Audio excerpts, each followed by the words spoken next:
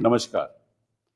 दिल से के इस एपिसोड में हम चर्चा करेंगे एक ऐसे विषय की जिस पे हाल ही में विवाद भी खड़ा हुआ। हमारे जो गृह मंत्री हैं अमित शाह जी, उन्होंने पार्लियामेंट में एक बयान दिया कि आजकल फैशन हो गया है कि अम्बेडकर अम्बेडकर अम्बेडकर लोग कहते हैं, तो अगर आप राम का नाम जपो तो शायद आपको स्वर्ग आप पहुंच जाओ।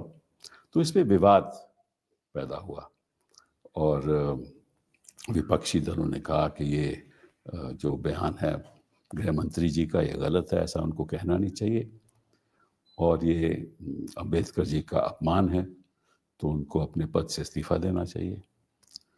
खैर, उस चर्चा में हम पड़ेंगे नहीं, लेकिन बाला साहब भीमराव अम्बेडकर का महत्व हिंदुस्तान की राजनीति में क्या है, और कुछ इतिहास में हम जाएंगे कि ये जो हिंदू महासभा हो या जो हिंदू पार्टीज़ हों, राइट विंग पार्टीज़ हों, इनका दृष्टिकोण क्या रहा है अम्बेडकर जी के बारे में, कांग्रेस का क्या रहा है, और क्या ये जो राजनीतिक दल हैं ये केवल राजनीति के आधार पे बात करते हैं। क्योंकि सबको मालूम है कि जो हमारी शेड्यूल कास्ट की पॉपुलेशन जो हिंदुस्तान में है, जनसंख्या जो है वो लगभग 16.6% है, और हिंदुस्तान में कोई राजनीतिक दल अगर इलेक्शन जीतना चाहे तो बिना शेड्यूल कास्ट की सपोर्ट से वो जीत नहीं सकता। तो जो विरोध भी करते थे वो आज भी अम्बेडकर जी वाह वाह करते हैं, जो नहीं भी करते वो भी करते हैं, और बुत बनाते हैं, ये करते हैं, वो करते हैं। तो इसके पीछे सोच क्या केवल राजनीति है? क्या इस देश में हमारे राजनीतिक दल वाकई में चाहते हैं कि जो शेड्यूल्ड कास्ट है हमारे देश में उनकी तरक्की हो? अगर ये चाहते हैं तो 1950 के बाद उन्होंने इसके प्रति किया क्या है? तो ये सब बातें इनके बारे में हम चर्चा करेंगे, और हमारे साथ we have three wonderful participants here with us today. Thorat साहब, thank you very much for being here. You are an educationist भी हो, आप एक अर्थशास्त्री भी हो, और आपने 17 रिसर्च पेपर्स लिखे हैं और लगभग 19 किताबें आपने एडिट भी की हैं। आपके साथ काम किया, मेरे साथ आपने काम भी किया। यूजीसी के चेयरमैन भी रहे हैं 2006 से 2011 तक, और एमफिल डीफिल आप जेएनयू से आपने किया है। विजिटिंग फैकल्टी आयोवा यूनिवर्सिटी के भी रहे हैं, और आप दो Indian institute of Dalit studies के आप हेड भी रहे हैं, डायरेक्टर भी रहे हैं 2003 से लेकर 2006 तक। तो आपका दृष्टिकोण क्या होगा इसके बारे में हम चर्चा करेंगे। थैंक यू प्रोफेसर पुरुषोत्तम अग्रवाल जी। आप एक मतलब के भक्ति मूवमेंट में आपने कई किताबें लिखी हैं, कबीर की भक्ति मूवमेंट में, और आप भी जेएनयू से हैं, हिंदी लिटरेचर में आपने एमए जेएनयू से किया, यूपीएससी के मेंबर रहे 2007 से लेकर 2013 तक। विजिटिंग प्रोफेसर आप बाहर, चाहे वो कैम्ब्रिज हो, चाहे वो मैक्सिको हो, आप वहाँ विजिटिंग प्रोफेसर भी रहे हैं। फैकल्टी ऑफ ओरिएंटल स्टडीज़ में आपने विजिटिंग प्रोफेसर रहे हैं, और ऑक्सफोर्ड में भी गए आप। आपने वैसे एक किताब भी लिखी है, मजबूरी का नाम Mahatma Gandhi. That was actually a lecture. हाँ, Gandhi Memorial Lecture at Gandhi Peace Foundation, and it was published. हाँ, तो गांधी जी और अम्बेडकर जी के संबंध में आपसे कुछ हम चर्चा करेंगे। Thank you very much for being here. Professor Surendra Singh Jotka साहब, आप भी जेएनयू से हैं, and you are a sociologist, और आपने जो कास्ट डायनामिक्स है, जो रूरल सोसाइटी में इनइक्विटीज़ हैं, एग्रेरियन इकोनॉमी में इनइक्विटीज़ हैं, उसके बारे में तो आपने बहुत कुछ काम भी किया है, और आपको अमर्त्य सेन अवार्ड भी मिला। आप स्वीडन, नॉर्वे, यूएस, ऑक्सफोर्ड, सब जगह में आप प्रोफेसरशिप्स आपने वहाँ पढ़ाया भी है। तो thank you very much for being here. सवाल ये उठता है कि क्या ये केवल राजनीति है, कि इसके पीछे कोई ऐसा भाव भी है कि शेड्यूल कास्ट के लिए हमें कुछ करना है? नहीं सर, उसमें मेरा ख्याल है जो इसका एक्सप्लेनेशन जो है वो अम्बेडकर साहब की अंडरस्टैंडिंग में दिए तो और अच्छा रहेगा, क्योंकि मैं देख रहा हूँ कि जो एक्सप्लेनेशन ये इमर्जिंग ट्रेंड हुआ है उसका एक्सप्लेनेशन पूरी तरह नहीं आ रहा है। ये जो राइजिंग ट्रेंड ऑफ ब्राह्मणिज्म है, 2014 से एक नया अंदाज हम देख रहे हैं। वो पुराना है। कॉन्स्टिट्यूशन बनने के वक्त भी एक विचार रखा था कि कॉन्स्टिट्यूशन में हमारी जो हिंदू ट्रेडिशन है, ब्राह्मणिकल ट्रेडिशन है, उसका रिफ्लेक्शन होना चाहिए, मनुस्मृति का रिफ्लेक्शन होना चाहिए, और वो हुआ नहीं। और उसके वजह से वो नाराजगी है। लेकिन मेरा ख्याल है अहम बात जो समझ लेनी चाहिए हमें, और जो पेपर में आ नहीं रही है, जो भी राइटिंग इंडियन एक्सप्रेस वगैरह में आती है, वो ये है कि डॉक्टर अम्बेडकर साहब ने जो ब्राह्मणिकल आइडियोलॉजी है उसके बारे में खूब लिखा है। जी हाँ। और ये इन लोगों को मालूम है, औरों को मालूम नहीं है। उन्होंने ब्राह्मणिज्म के फीचर क्या है, उसके मोटिव क्या है, कॉजेस क्या है, इंटेंशन क्या है, ये सारा लिखा हुआ है। जी। और उसको हम ब्रीफली देखें तो जो भी कॉन्स्टिट्यूशन का प्रियम्बल है, डेमोक्रेटिक रिपब्लिक, सेकुलरिज्म, सोशलिज्म, इसके बिल्कुल खिलाफ ब्राह्मणिज्म के प्रिंसिपल्स है। डिवाइन गवर्नेंस है, आपने देखा होगा कि डिवाइन गवर्नेंस की बात की जा रही है, चीफ जस्टिस भी कह रहे हैं, प्राइम मिनिस्टर भी कह रहे हैं, अब हमारे महाराष्ट्र में देवा नाम लगाना शुरू हो गया है। अनडेमोक्रेटिक है, the power in the hand of one particular caste. Secularism तो है ही नहीं, एक धर्म का राज्य हो, और प्राइवेट प्रॉपर्टी के ऊपर बहुत तवज्जो है। तो जितने भी प्रियम्बल में जो प्रिंसिपल है, जिसके आधार पे घटना बनी हुई है, और मोटिव है इक्वालिटी का है, फ्रीडम का है, फ्रेटर्निटी का है, ये सारा का सारा ब्राह्मणिक आइडियोलॉजी के खिलाफ है। और इसका जो गहन अभ्यास करके सामने रखा है, वो अकेले अम्बेडकर साहब ने रखा है। ये जो आरएसएस और इसका जो थिंक टैंक है, उनको पूरी तरह मालूम है। तो मुझे शुरू से था ऐसा, ये आज की बात नहीं, आज की बात नहीं है। लेकिन यह है कि प्रिटेंड तो किया है कि अम्बेडकर साहब को मानते हैं, घटना को कभी कभी मानने की बात हो रही है। तो मुझे लगता है कि ये नेचुरल था कि होम मिनिस्टर साहब क्या बोले, वो नेचुरल था। और एक तबका तो लगातार बोल रहा है कि कॉन्स्टिट्यूशन को जो है मनुस्मृति का, गीता का आधार होना चाहिए। ये एक मुद्दा है। दूसरा मुद्दा मैं कहूँ ब्रीफली, क्योंकि वो बताना जरूरी है, तो जो आ नहीं रहा लिटरेचर में, वो ये है कि according to doctor Ambedkar, this is a struggle and conflict between two ideologies, one which believe in secularism, democracy, equality, fraternity, as against Brahmanism, which believe in non-democratic governance, inequality, lack of freedom, और anti-social conflict because of the caste system. तो ये जो struggle है, ये दो ideology का struggle है। और इसका मोटिव जो है ब्राह्मणिज्म का इकोनॉमिक है, पॉलिटिकल पावर है, हाई सोशल स्टेटस है। और तीसरा मुद्दा है, और मैं रुक जाता हूँ, वो बहुत अहम मुद्दा है कि ये हमें सरप्राइज मिल जाता है। जैसे नई नई बातें आ जाती है तो हम we get surprise. Doctor Ambedkar sahab ने इंडियन हिस्ट्री की स्टडी की, और उन्होंने कहा कि ये तो there has been a struggle right from BC 1000. Oh, absolutely. Yeah. So he developed a model of interpreting Indian history as a revolution and counter-revolution. Right. Buddhism and similar ideologies were revolution, and Brahmanism was counter-revolution. Manusmriti was counter-revolution. Gita was counter-revolution.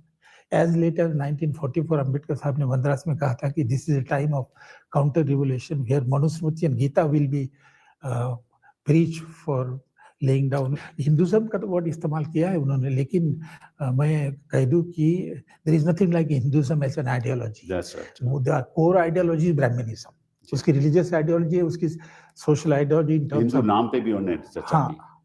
तो ये हिंदू के नाम पे वो फायदा उठा रहा है, क्योंकि हिंदुज्म में तो सारा एग्रीगेशन है। करेक्ट। जैन भी है, उसमें सिख भी है, बुद्धिज्म भी है, और ब्राह्मणिज्म भी है। Correct. लेकिन जो आप देखेंगे सर कि जो एक्चुअल प्रोपोगेशन हो रहा है, वो जैन का और बुद्धिज्म का और सिख का तो नहीं हो रहा। एक्चुअल प्रोपोगेशन ब्राह्मणिज्म का हो रहा है। मैं आपको एक कोटेशन देता हूं जो अम्बेडकर जी ने अपनी किताब पाकिस्तान और द पार्टीशन ऑफ इंडिया में लिखा 1946 में, और अंग्रेजी में है, if Hindu Raj does become a fact, it will no doubt be the greatest calamity for this country. No matter what the Hindus say, Hinduism is a menace to liberty, equality, and fraternity. On that account, it is incompatible with liberty. Hindu Raj must be prevented at all cost. Yeah, absolutely. जो अम्बेडकर जी ने ऐसी बात कही, वो Bharatiya Janata party उनके प्रति कैसे कोई बात कर सकती है? बिल्कुल। सवाल तो ये उठता है। बिल्कुल। पुरुषोत्तम जी आप बताइए। देखिए, इसमें दो तीन चीजें जो थोड़ा सा आपने कहा उस पर भी थोड़ा लेते हुए, आपने जो भारतीय जनता पार्टी की बात की, तो भारतीय जनता पार्टी जब गांधी को अप्रोप्रिएट करने की कोशिश कर सकती है तो अम्बेडकर को अप्रोप्रिएट करने में उन्हें क्या दिक्कत होगी?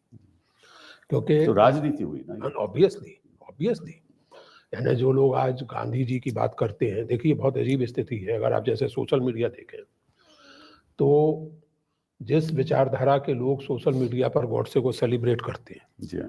जिस विचारधारा के लोग गॉडसे को देशभक्त और वो सब कहते हैं, उसी विचारधारा के लोग जब सरकार में होते हैं और विदेश जाते हैं तो गांधी जी की बात करने लगते हैं, जी हाँ। गांधी जी को प्रणाम करने लगते हैं, हम गांधी के देश से आए हैं, हम बुद्ध के देश से आए हैं कहने लगते हैं।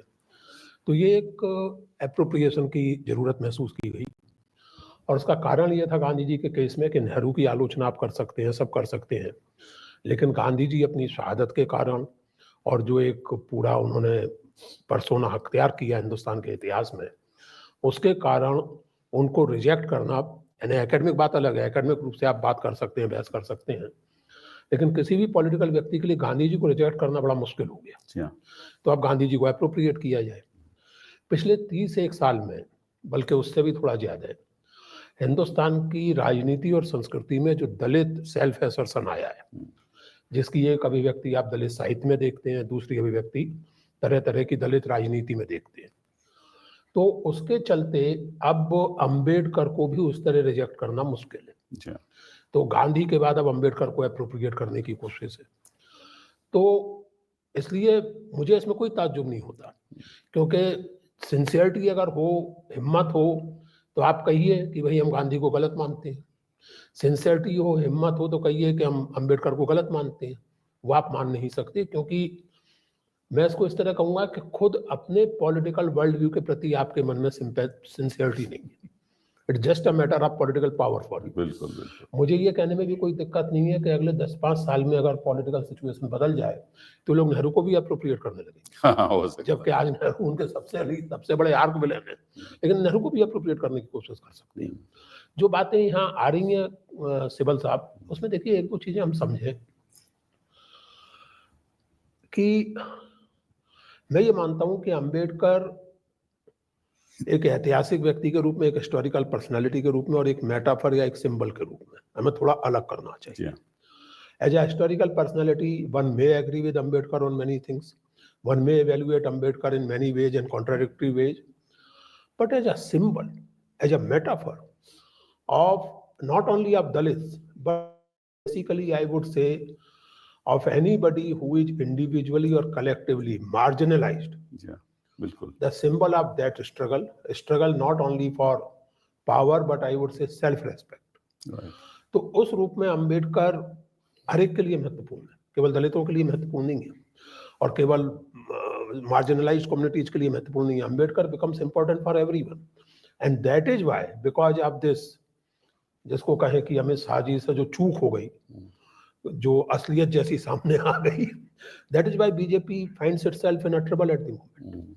क्योंकि सवाल ये नहीं है कि आपने क्या कहा कि अंबेडकर, बात सही है, अंबेडकर का नाम लेने से क्या है, भगवान का नाम लेंगे तो स्वर्ग पहुंचेंगे, सही बात है। सवाल है कि जिस लहजे में आपने कहा, वो लहजा जो था, जो एक जिसको कहते हैं डिसमिसिव लहजा, बल्कि उससे भी अधिक लोगों को, आपको याद होगा अरुण शौरी ने किताब भी लिखी थी, क्या था, वर्शिपिंग फॉल्स गॉड्स। तो अब उस समय वो बीजेपी में थे, उन्होंने भाषण दिया था, बिल्कुल दिया था, वो पुणे में शायद सभा, राज्यसभा में भी हुआ था, राज्यसभा में भी बात कही थी उन्होंने, और उस किताब को जम के प्रमोट किया गया था। अब आजकल उस किताब को उसी तरह लगभग गायब किया जाता है जैसे वी और अवर नेशनहुड को गायब किया जाता है। वो फिर भी जो दलित लोग हैं फिर भी बीजेपी को वोट देते हैं। देखिए मैं ये भी आप देख रहे हैं, ये सर, ये इतिहास के बावजूद ये जो अर्ली आरएसएस ने अर्ली पीरियड में, ये 10 साल के बाद उनको पता चला कि ब्राह्मण की पॉपुलेशन बड़ी मुश्किल से 3-4% है, unless they win over OBC and Dalit. So they have developed a strategy to win over the OBCs and the Dalit. They set up 40 organizations. As of today, there are 42 organizations of RSS. तो पूरी राजनीति है इसमें, कोई दलितों से या अम्बेडकर जी से कोई वो नहीं है। एक बात कहूँ कपिल साहब, इसमें देखिए दलित का तो उतना साफ तौर से नहीं कह सकते हम, लेकिन जहाँ तक ओबीसी का सवाल है, हमें ये मानना चाहिए कि पिछले 10 साल में नहीं बल्कि उसके पहले से भी बीजेपी ने उनमें पहुंच बनाई है। बिल्कुल। और अगर आप पॉलिटिकल सेंस में ओबीसी एम्पावरमेंट की बात करें तो दिस इज अ फैक्ट कि if I am not wrong तो मध्य प्रदेश में पहला ओबीसी चीफ मिनिस्टर बीजेपी ने दिया, उत्तर प्रदेश में पहला ओबीसी चीफ मिनिस्टर बीजेपी ने दिया, और आज तो वो ये दावा करते हैं कि हिंदुस्तान को पहला ओबीसी प्राइम मिनिस्टर भी हमने ही दिया। वो ठीक है, वो तो ओबीसी की एक्चुअली वो चर्चा थोड़ी अलग है। नहीं, तो जहां तक आप दलितों की बात कर रहे हैं, देखिए मैं ये मानता हूं कि दलित हो या कोई भी सेगमेंट हो सोसाइटी का, वो वोट देते समय उसके कंसर्न्स दो तरह से चलते हैं। एक तो एक कहिए कि परमानेंट किस्म के कंसर्न्स होते हैं, दूसरे उस पर्टिकुलर इलेक्शन के भी तो इशूज होते हैं, और तीसरे ये कि कोई भी वोटिंग जो है वो केवल एक परमानेंट पैटर्न पर नहीं होती। हाँ नहीं, वो तो ठीक है। तो अब किसी, अब मान लीजिए कि जैसे 2024 के लोकसभा चुनाव में एक वोटिंग पैटर्न था, विधानसभा में कुछ और हो गया। बिल्कुल। आपकी क्या राय रहेगी? मेरा जो काइंड ऑफ इंस्टिंक्टिव फीलिंग है कि ये जो अमित शाह जी ने कहा है वो चूक नहीं है। अच्छा। तो वो जानबूझ के कहा गया है, उसका एक पॉलिटिकल कॉन्टेक्स्ट है, तो उस पे आने के लिए मेरे को 2 मिनट दीजिएगा। जी हाँ। तो जब हम अंबेडकर की बात करते हैं तो I think one also has to look at the history of contemporary India, और उसमें क्या क्या इंटरनल चर्निंग्स हो रही हैं। और देखिए 1980 के दहाके तक इंडिया में कोई ऑटोनमस दलित पॉलिटिक्स काफ़ी इनसिग्निफिकेंट सी थी। तो होता क्या है कि 1947 के बाद जब देश आज़ाद होता है, रिजर्वेशन लगती है, रिजर्वेशन एक्सपैंड होती है शेड्यूल्ड कास्ट के लिए, by 1980s we have a kind of Dalit middle class. और उसका बिल्कुल क्लियर रिफ्लेक्शन आता है कांशीराम में।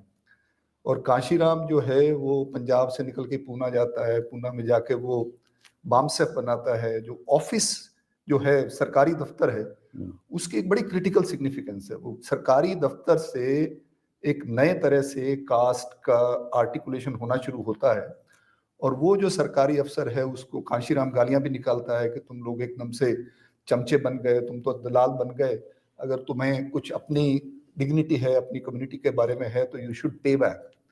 और उस टाइम पे देखिए पैरेलली जो है 1990 के दहाके में, आज अखबार उठा के देख लीजिए, गांधी, नेहरू, टैगोर, पटेल, वो सब लोगों के बारे में फ्यूचर की कोई बात नहीं करता, कम हिस्ट्री की होता बात करता है।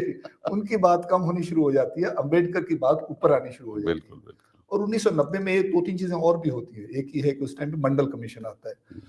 मंडल कमीशन आते ही जो कास्ट का रिजर्वेशन का नैरेटिव था उसको एक लेजिटिमेसी मिलती है। बिल्कुल। 1990 से पहले रिजर्वेशन के काइंड ऑफ सिस्टम को लेजिटिमेसी नहीं थी।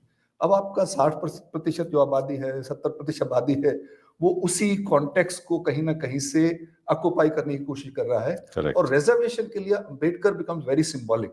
Yes. तो Ambedkar comes to the centre stage of Indian democracy.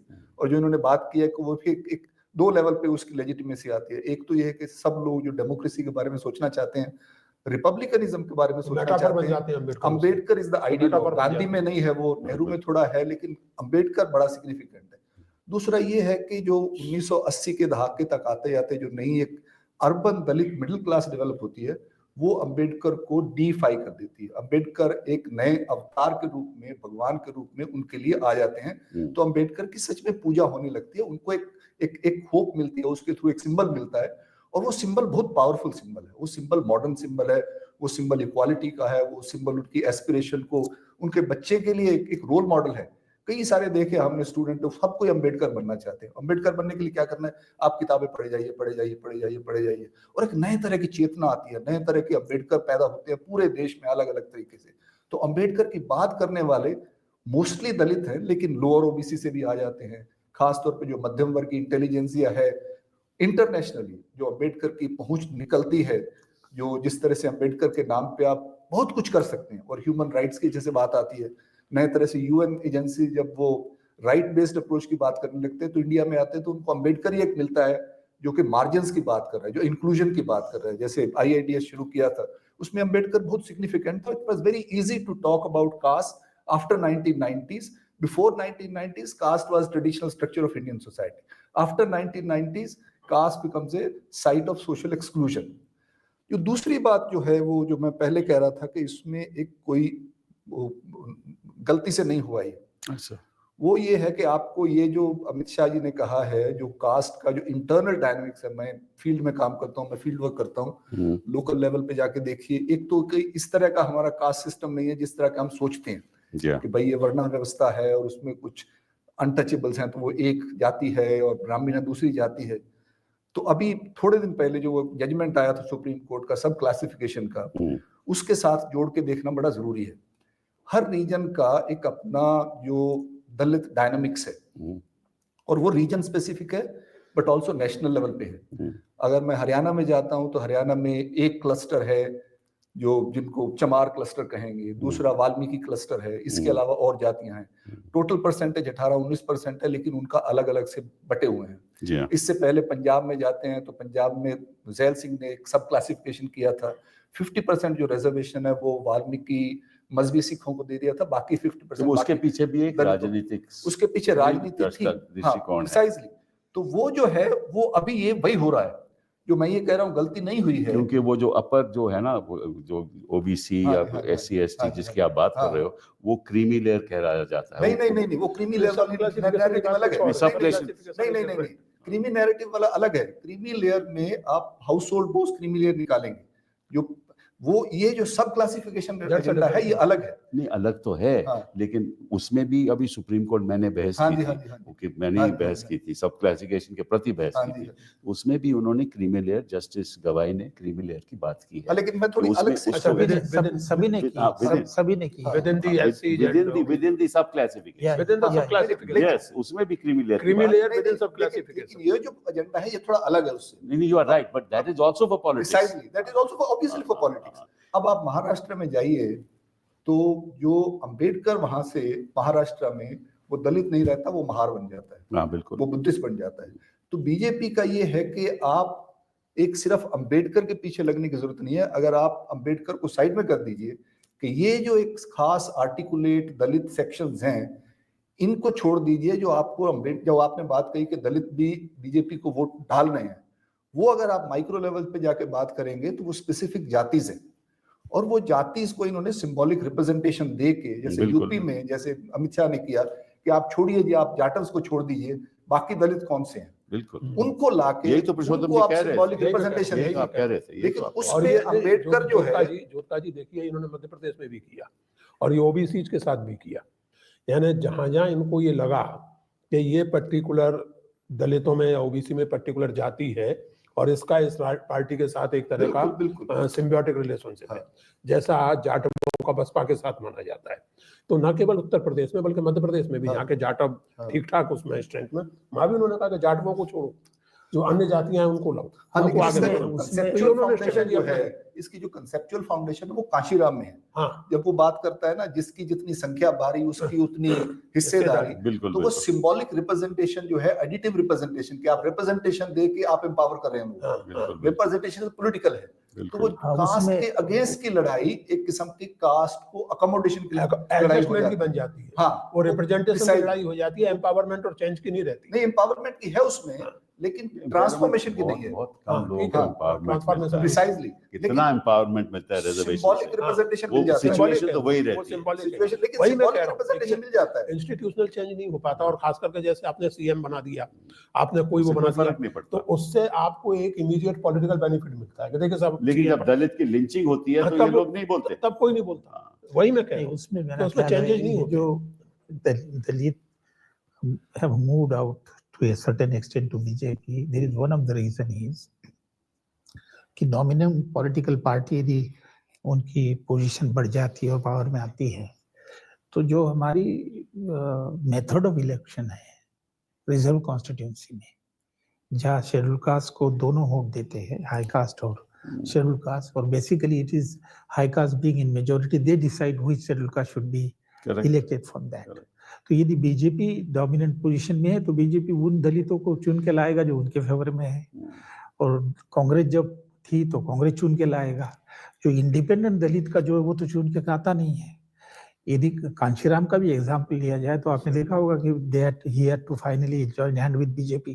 Twice he formed the government with BJP, which is going against the ideology of but उसका भी Ambedkarism. मतलब कम हो गया है, काशीराम जी हाँ, का तो काशीराम का मायावती का भी कम हो गया। मायावती का बहुत नहीं, 24% से 12% पे आ गया। Exactly. महाराष्ट्र में भी हालत है। मैं पॉइंट ये रेस कर रहा हूँ कि method of reservation that is joint electorate, that is the main culprit as to why other can the majority party can select the person from scheduled caste of their choice. Ambedkar sahab ने separate electorate मांगा था, separate electorate मिला नहीं है। वो तो communal vote, हाँ, वो तो डबल वोट था, तो उसके दलित को चुन के देता था। उसके बाद उन्होंने क्वालिफाइड जॉइंट इलेक्टोरेट भी मांगा है कि रिजर्व कॉन्स्टिट्यूएंसी में यदि शेड्यूल कास्ट कैंडिडेट है तो उसी शेड्यूल कास्ट कैंडिडेट के वोट आप फाइनली काउंट करो जिसको 30% शेड्यूल कास्ट के वोट मिल रहे हैं। तो उनका डॉक्टर अम्बेडकर साहब का इंटेंशन ये था कि यदि दलित रिप्रेजेंटेटिव को ये पता चले कि उसके चुन के आना दलितों के ऊपर डिपेंड है तो अच्छे आदमी जा सकते हैं, और वो अदरवाइज तो पॉलिटिक्स होगी। अदरवाइज पॉलिटिक्स, यदि बीजेपी का डोमिनेंस आ गया तो बीजेपी के चुन के जो जाएंगे। काशीराम का जो स्टार्टिंग पॉइंट था, वो जो बार बार बहुजन की बात करता था, वो ये नहीं कहता कि हमें सिर्फ शेड्यूल कास्ट को मोबिलाइज करना है। बहुजन का मतलब यही था, उसको पता था कि ये अलायंस वायबल नहीं है, और उसको एक नई लैंग्वेज इन्वेंट करनी चाहिए थी। वो अनफॉर्चुनेटली जब मायावती आके वो इंस्टीट्यूशनलाइज करती है उस पॉलिटिक्स को, वो सिंबॉलिक जाति बेस्ड रिप्रेजेंटेशन तक आ जाती है। तो उसमें वो चीजें बीजेपी उससे सीख के उनको लगता है ये तो हम उनसे अच्छा कर सकते हैं, उनके पास तो सीट सरप्लस करिए, मुसलमानों को भी नहीं देंगे उनको। इलेक्टोरेट में एक प्रॉब्लम और भी है जो थोड़ा सा हमने कहा कि क्वालिफाइड सेपरेट इलेक्टोरेट हो या वैसे ही हो। देखिए, फिर यहाँ केवल दलितों की बात नहीं है, उस तरह के सेपरेट इलेक्टोरेट की मांग मुसलमानों की ओर से भी हो सकती है, क्योंकि मुसलमानों का तो कोई रिजर्वेशन भी नहीं है। यानी इस समय मेरे ख्याल से रूलिंग पार्टी का तो एक भी मुस्लिम एमपी नहीं है, जहाँ तक मुझे याद है, लोकसभा में not a single Muslim MP, if I remember correctly. Rajya Sabha में होंगे एक दो। तो मुझे लगता है कि ज्यादा महत्वपूर्ण ये है कि सेपरेट इलेक्टोरेट से ज्यादा एम्फेसिस इस बात पर हो कि with in the political parties और पूरे सिस्टम में दलितों को और उस तरह आदिवासियों को फॉर दैट मैटर एक प्रॉपर रिप्रेजेंटेशन मिले। केवल प्रॉपर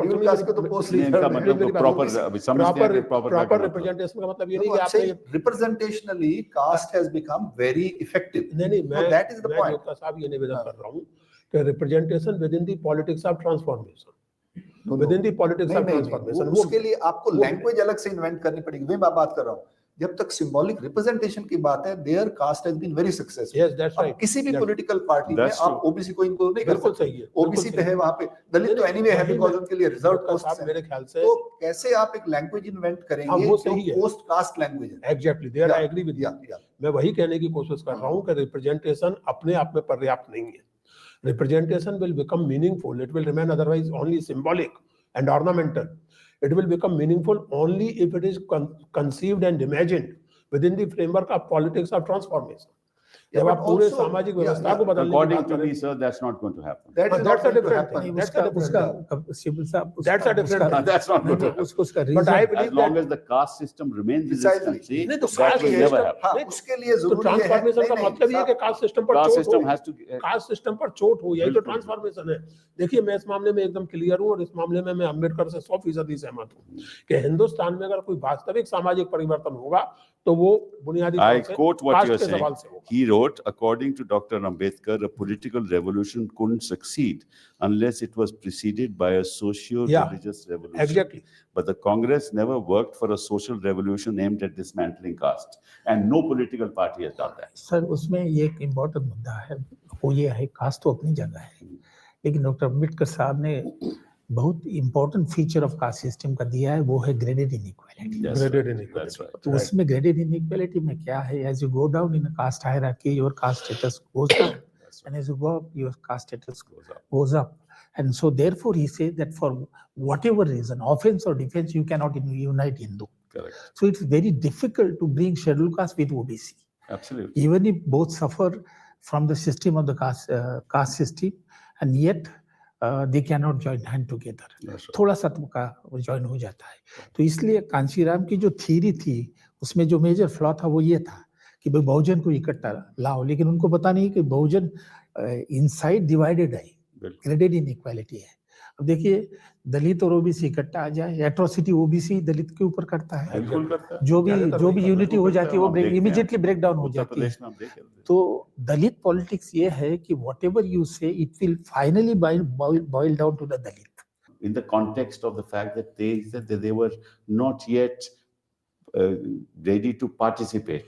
वो तो तब की बात हुई तब ना, की मैं आज बात। की बात कर नहीं रहा हूँ। लेकिन उसमें आज- अग्रवाल साहब उसमें ये भी तो है ना, tribal do not suffer from untouchability and caste discrimination, so there is a less reason why as to why they should come together. Tribal की प्रॉब्लम आइसोलेशन की है, सेग्रीगेशन की है, पॉवर्टी की है, डिस्क्रिमिनेशन की नहीं है, डिस्क्रिमिनेशन की नहीं है। So very it has not happened. Tell me, give me the example in last In 75 fact, I years। read a wonderful piece somewhere, a beautiful article saying that when a child is born, touch is a major factor in giving child that comfort, right? In fact, that a human being actually, when he becomes an adult, touch is a very important touch of the mother, right? Now, if you talk of a whole class being untouchable, Yeah. See, which is such So that's social actually- ostracism. So that's very important point. Yeah. See, if you look at और study भी हुई है, empirical work भी हुआ है, हम qualitative काम भी कर रहे हैं, जहां तक पुराने तरह की अनटचेबिलिटी थी, काफी कुछ बदला है कास्ट में। जो आप कह रहे हैं सोशल एंड रिलीजियस इनइक्वालिटी, उस स्फीयर में काफी कुछ बदला है। किसी भी गांव में कहीं भी चले जाइए इंडिया में, अब गांव जो बड़े बढ़ रहे हैं, अभी इमीडिएट जो स्टडी हो रही है उसमें यह है कि गांव बड़े होने के बाद जो उनके घर भी आसपास हो गए हैं। लेकिन जो बात थोरट साहब कह रहे हैं और जो जिस डायरेक्शन में जाना जरूरी है वो ये है कि जो इनइक्वालिटी की जब हम बात करते हैं, इनइक्वालिटी का धरातल वो सिर्फ सोशल रिलीजियस नहीं है, इकोनॉमिक उससे भी ज्यादा है। बिल्कुल सही। और that is the sphere where very little change is happening. Even though Dalit millionaire की बात होती है, लेकिन कोई भी बिलियनर इंडिया का दलित शायद नहीं है। जो दलित कैपिटल की बात हुई थी वो कहीं एक्सपैंड नहीं हो रही। इन्वेस्टमेंट नहीं करोगे Precisely. एजुकेशन में, हाँ, तो कहाँ से Precisely. दलित ऊपर आएंगे? Primary और education थोरट साहब ये खत्म बात कर दिया, जानते हैं higher कि education खत्म जो कर भी रहे हैं। हमने कोशिश की हमारे कार्यकाल में जी, कि जी। भाई मैट्रिक के बाद जो स्कॉलरशिप मिलने Yes, चाहिए sir. वो Yes, नहीं sir. मिले। अच्छा, जो 6 स्टूडेंट्स पर 1 फैकल्टी मेंबर, ठीक है ना, हमने yeah. कहा कि नहीं, ये लिमिट दलितों के लिए वैसे ज्यादा होने चाहिए जी ताकि जी जी। वो सब उन्होंने Precisely. खत्म कर दिया। सारा जो system प्लान ऐसा- एक्सपेंडिचर हम रखते थे दलितों के लिए, Yeah. वो उन्होंने खत्म कर जी, दिया। जी। और ये नॉन प्लान खत्म करने के बाद एक जनरल एक्सपेंडिचर, तो मतलब कि जो चीजें हम दलितों के लिए कर रहे थे Precisely. वो उन्होंने सारी और एक withdraw नया कर दी। दलित पैदा हो रहा है जो बिल्कुल गरीब है, जो मार्जिनलाइज कम्युनिटी से आता है, वो चाहे ओबीसी हो, मुसलमान हो और गरीब है, वो शहर में आके दलित के पास ही रहता है, दलित लोकेलिटी में रहता है। एक नए किस्म की हायरार्की आ रही है, एकदम से जो नया साउथ अफ्रीका वाला सिचुएशन इंडिया में डेवलप हो रहा हाँ, वो है। तो जब क्या तक बात है? इनइक्वालिटी जो की आप बात नहीं एजुकेशन की बात करेंगे, कर रहे हैं, अब तो हालत ये है कि धीरे धीरे आप education system as such, education system in general को डिसमेंटल कर रहे हैं, हाँ, complete। हेल्थ को Precisely. डिसमेंटल कर रहे हैं, हर चीज प्राइवेटाइज हो जा कीजिए रही है। आप, तो डिसमेंटल नहीं कर रहे, आप उसको स्ट्रेटिफाई कर रहे हैं। हाँ, हाँ। नहीं, हाँ, देखिए, एक तरह के लोग एक साइड में जाएंगे, दूसरे साइड दूसरे हाँ, टाइप में दूसरी तरफ जाएंगे। जाएंगे। फाइनली मतलब मैं ये समझता हूँ कि finally at the end of his last days doctor Ambedkar establish Republican party of India. Yes. Earlier independent labour party बनाई थी 1937 में, 52 में, 42 में शेड्यूल कास्ट फेडरेशन, और उसको फिर कन्वर्ट करके रिपब्लिकन पार्टी बनाई जो इक्वालिटी, फ्रेटर्निटी, पॉवर्टी, ये सारे प्रिंसिपल, सेकुलरिज्म, डेमोक्रेसी पे आधारित थी। और कोशिश थी कि शेड्यूल कास्ट के अलावा शेड्यूल ट्राइब और ओबीसी को भी उसमें साथ लिया जाए, और सोशलिस्ट आइडियाज, लोहिया के साथ उनका रिलेशन बढ़ा। तो फाइनल उन्होंने जो ये बताया कि भाई एक पार्टी होनी चाहिए जिसमें दलित एक सेंट्रल स्टेज में हो, वो इसलिए नहीं जाति के आधार पे, लेकिन कास्ट के इशू के आधार पे, कास्ट और अनटचेबिलिटी के इशू के आधार पे और लोग आते नहीं है, ओबीसी भी नहीं आता, ट्राइब भी नहीं आता, और वो एक तगड़ी पार्टी बनाए जो उन्होंने बनाई। मतलब इंडिपेंडेंट लेबर पार्टी को 13 एमएलए की सीट मिली थी, बिल्कुल, और 1962 के इलेक्शन में Republican party of India was the 3rd largest party after the Congress. तो उनका फाइनल सॉल्यूशन ये था कि भी ये पार्टी हो और पॉलिटिकल अलायंस सिमिलर आइडियोलॉजी के पार्टी के साथ करें। सिवा आरएसएस और बीजेपी छोड़ के, नाम दिया उन्होंने शेड्यूल कास्ट फेडरेशन के मैनिफेस्टो में, इन दोनों को छोड़ के, अच्छा, उनका नाम है बाकायदा कि इनको छोड़कर, बाकायदा भारतीय जनसंघ को छोड़कर आरएसएस हाँ, भारतीय जनसंघ, उन्होंने शेड्यूल कास्ट फेडरेशन के मैनिफेस्टो में आखिरी का प्यारा है 1.5 पेज का, जी जी, पॉलिटिकल अलायंस कैसे करें। तो मेरा ख्याल है आखिरी में उनका ये था कि whatever you say, the political party of Dalit will remain confined to Dalit with some support, Yes. but you must be in power and the only way is to have a political alliance with those party which are of a similar view. अब वो कोशिश की जा रही है, लेकिन वो बड़ा मुश्किल हो रहा है. I mean, Dalit politics is so fragmented. और ज्यादा फ्रेगमेंटेशन हो रहा है. बढ़ा है. Absolutely. बहुत ज्यादा फ्रेगमेंटेशन है. जो मैंने ट्रांसफॉर्मेशन की बात की और आपने कहा कि इम्पॉसिबल है, तो अगर कास्ट सिस्टम का इस तरह का जो ग्रेडेशन है, जो मल्टीपल लेवल ऑफ इनइक्वालिटीज हैं, उनको अगर आप कन्फ्रंट नहीं कर सकते या उनको खत्म करने की कोई तरकीब नहीं निकाल सकते पॉलिटिक्स में, तो वाकई फिर बहुत मुश्किल है. उसका रीजन कपिल सिब्बल साहब ये है कि there is no movement against the caste system by the high caste. They will never be. Yeah, So that's as long as that's there is very no good. movement, They'll never be. and That's very important. endogamy, which is the crux of the caste system, persists, Yes. which persists on I a mean, large scale. I'm sorry to say, So but if you this- look at appointments all over the country, Yeah. within the bureaucracy, within the That's- judiciary, it's all dominated by Brahmins.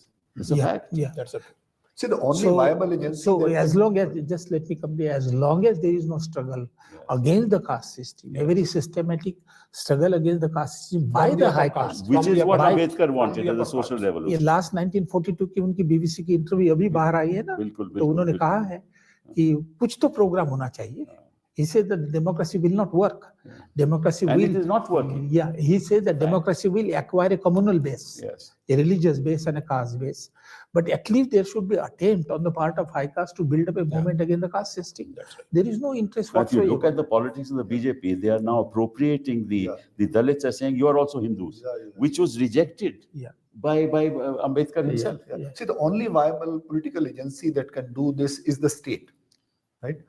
That's why constitution becomes very central. That's why Yes. constitution is so dear to them. And that is also connected to Ambedkar. So for Dalit also, political battle fighting is not really going to be very effective given their numbers. If they mobilize on caste basis, caste would obviously lead to caste polarization. And it has to be like, India has done that. It's not like India has not done that. What has happened in last 20 years, 15 years, we are going in the reverse direction. तो वो जो reservation हुआ है, reservation से एक दलित voice बनी थी, उससे बहुत कुछ बदल भी रहा था. और जो हम एजुकेशन की बात कर रहे थे, बेसिक राइट्स की बात कर रहे हैं, तो उसी में जो मैं पहले बात करने की कोशिश कर रहा था कि एक जो सिटीजनशिप का नैरेटिव है, if we have to be a democracy, we need There to has to be universalise citizenship, and citizenship Quite involve certain set of rights, Right. जिसको आप कास्ट के बगैर, जेंडर के बगैर, एज के बगैर, रीजन Yes. के बगैर, जब तक आप उसको इंप्लीमेंट नहीं करें, आप पूरे ब्राह्मणी नहीं, आप पूरे दलित है, जब तक आपको बेस्ट स्कूलिंग नहीं मिलेगी, एक साथ सही बैठ के बात, स्कूलिंग नहीं बिल्कुल मिलेगी, उसके बगैर कास्ट सिस्टम खत्म नहीं होगा. डायरेक्टली कास्ट को कास्ट से लड़ाई करेंगे तो उससे तो कास्ट सिस्टम चलता रहेगा, उससे कोई ज्यादा फर्क नहीं पड़ेगा. That's तो right. इसलिए नैरेटिव लेकिन हैज टू बी अब स्टेट इंसिस्टिंग ऑन आपने- सिटीजनशिप राइट्स. या ज्योत आपने बिल्कुल सही कहा है कि if high caste society is not taking initiative, it is the state. But if state has to take a very comprehensive program against the caste system, Yeah. which the state doesn't have. precisely. On the Have co- need, uh, is not it has- willing. it has- sir. Yeah, it has- and it on has the- Have is one actually- thing. on the contrary now, आप यदि देखेंगे 1920 के बाद जो curriculum framework change होने की बात कर रही है, वो ही रही है. उसमें मनुस्मृति आ रही है, आ रही, उसमें बिल्कुल। गीता आ रही है. 2020 इंदिरा गांधी यूनिवर्सिटी में 4 साल का कोर्स है गीता पे, बैचलर डिग्री. और महाराष्ट्र में जो स्कूल में कोर्स पढ़ाया जा रहा है, वो गीता का 12 अध्याय कंपलसरी बढ़ाया जा रहा है. तो ये फिर एजुकेशन जो एक सोर्स ऑफ सेकुलरिज्म का है, एंटी कास्ट एटीट्यूड निर्माण करने का है, वो बिल्कुल उल्टा दिशा में जा रहा है. इसलिए तो अम्बेडकर को मार्जिनलाइज करना जरूरी हो जाता है. That's what I'm saying. It is strategic. It's not mistake. No, Ambedkar no, को it No, is, no, no, I don't think it's strategic, but it was said, जो ऐसे आपने कहा कि उसने जो कहा उसकी उससे जो असलियत अंदर सामने आ गई. उसकी जो असलियत थी, देखिए, वो- जो भावना थी, असली भावना थी, वो सामने आ स्ट्रेटेजी गई. तो मैंने शुरू में कहा है कि the RSS and BJP knows very well that it is only Ambedkar who has studied Brahminism. Yes, sir.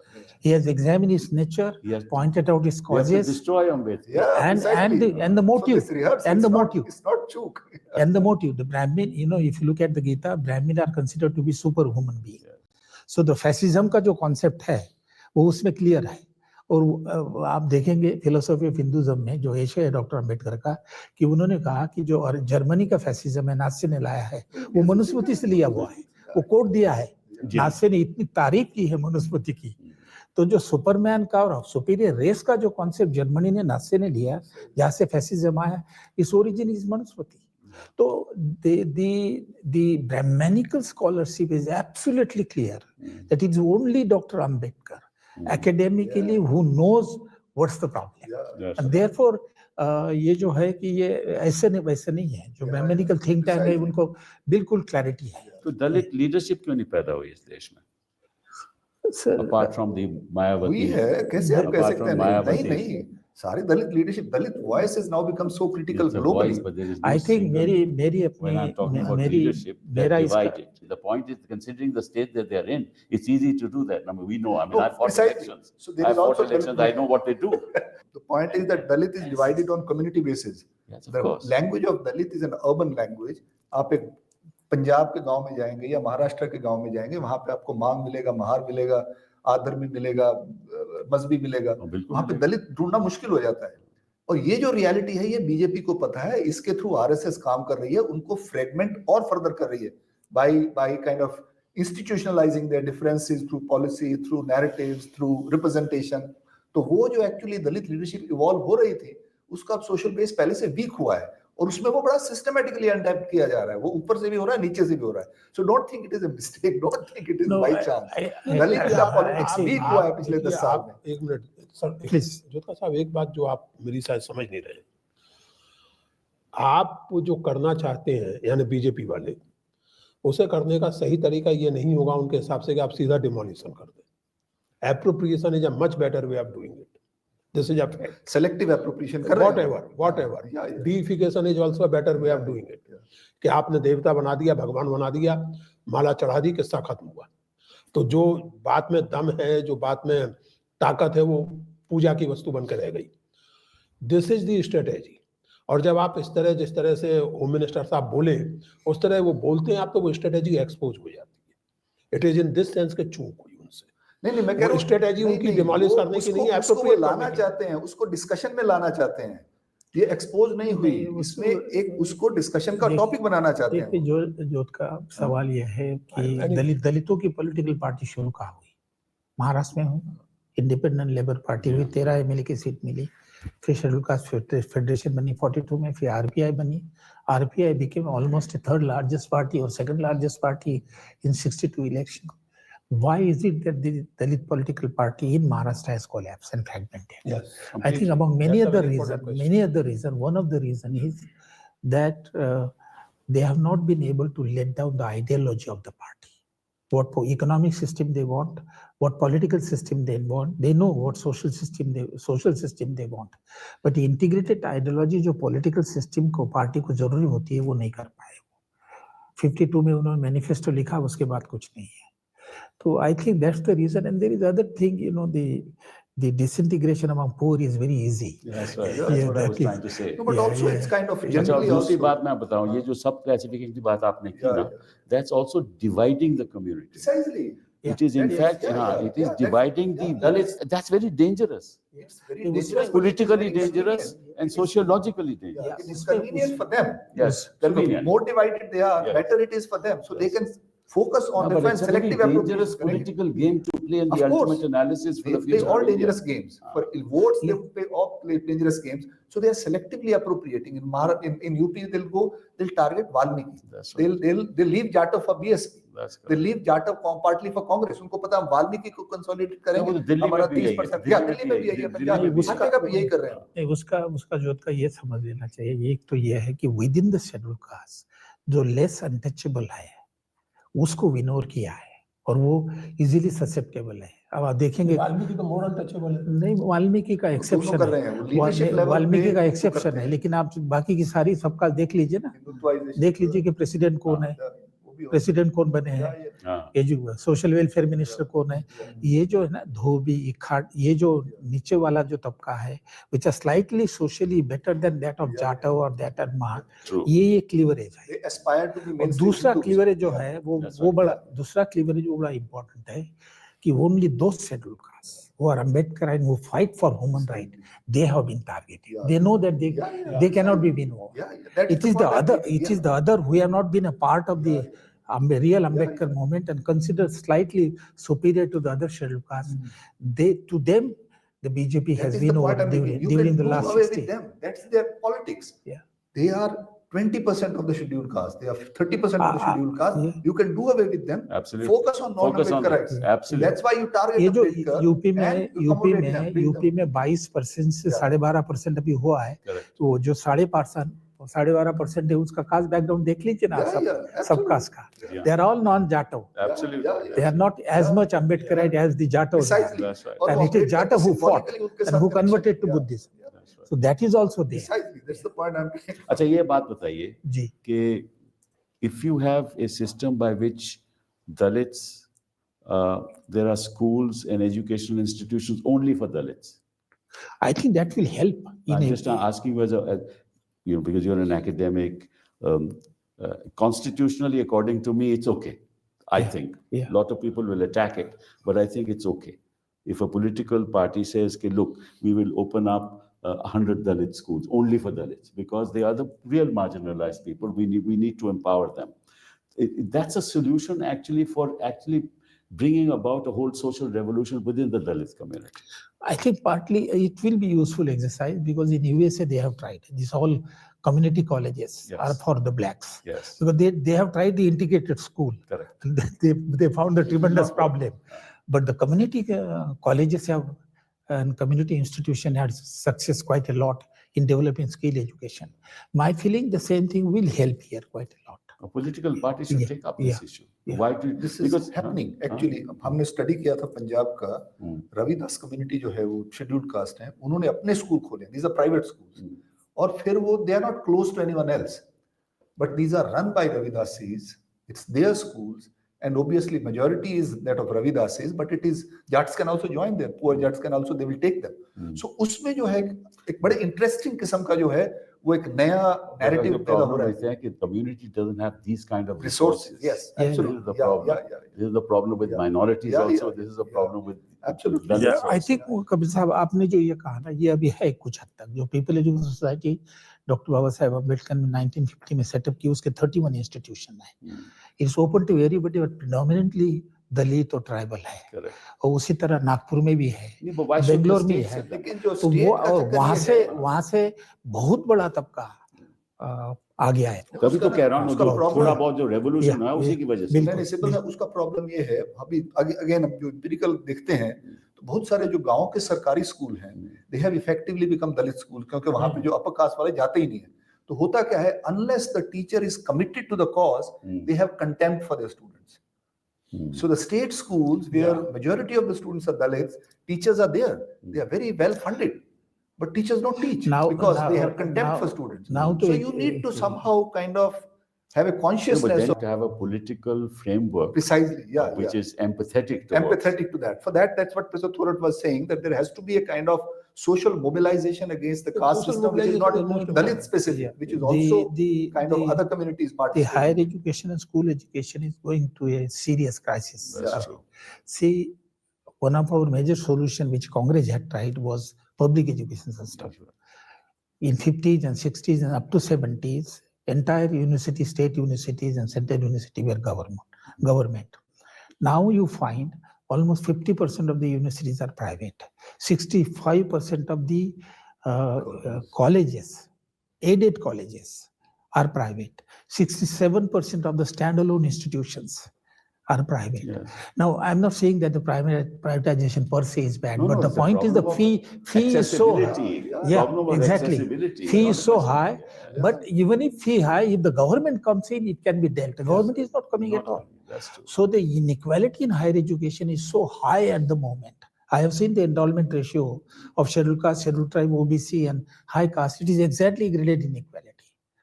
So it's in fact increasing inequalities. From a Absolutely, purely developmental absolutely. perspective, you are not investing in 70% of your potential workforce. Exactly. They are meritorious kids. Yeah. They are very, very capable. They can produce academics. They can produce And scientists. they can the produce other point is entrepreneurs. that the scheduled caste do not have land. The proportion of landlessness is very high.